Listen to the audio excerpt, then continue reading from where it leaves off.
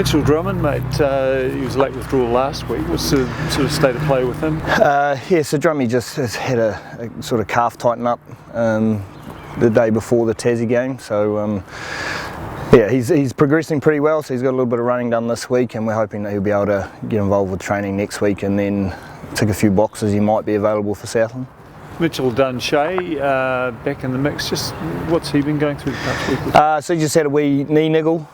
So that's the recommendation from the medical team was 3 weeks to let it settle down, and he's tracking pretty well. He's got through a little bit of training last week and a good bit of work this week, so he's set to go.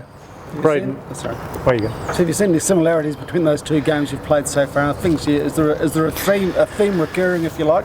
Oh, we missed too many tackles in both games, and probably just a little bit inaccurate with ball in hand.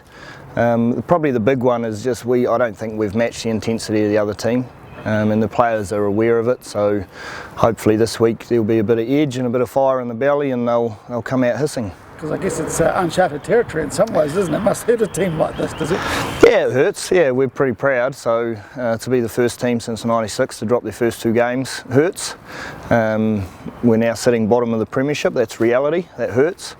And the expectations are far higher than what we've been producing. So that hurts as well. Does it build a lot of resolve as well? Yeah, it will do.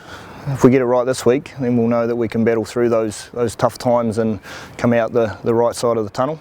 Because you look at the player pay you've got, I mean, there's plenty of points in this team, isn't it? It's a case of execution, I guess. Yeah, 100%. I think we've left tries out there both games. Waikato, we left at least 3 or 4 out there. Tasman, we just missed opportunities.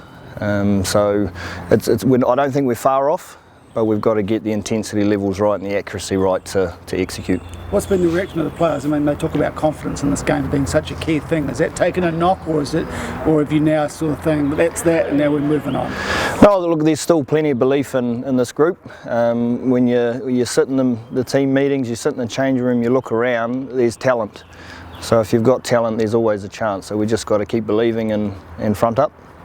How much work has Braden Enor been able to get in with you guys this week? Have you had him all week? Yeah, so he's been in since Tuesday. So we had Monday was recovery day. So he's been in our 3 training days so far. So for him, it's how we play is nothing new. It's just he's got to flick the switch from using All Black terminology to using our terminology. So he's excited and looking forward to getting some game time. You tended to play him in the midfield. What was he thinking about putting him on the wing? Oh, we've just had a couple of injuries in the outside back, so it was more around necessity. I think ideally for Braden, he's a midfielder. That's where his future is.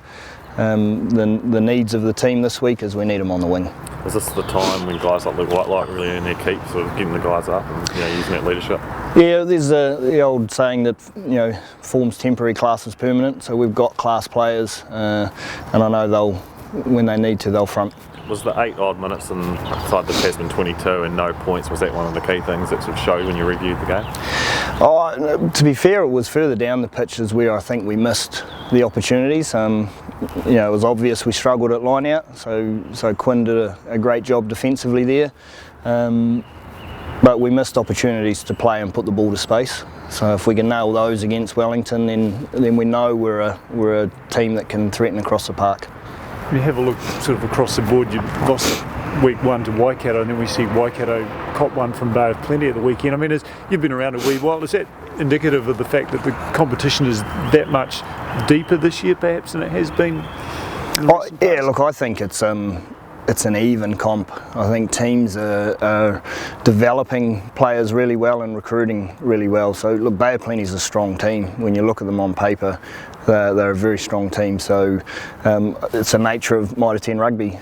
I think the comp is evening out, and we, like I say, we just got to be better to make sure that we get back in the race.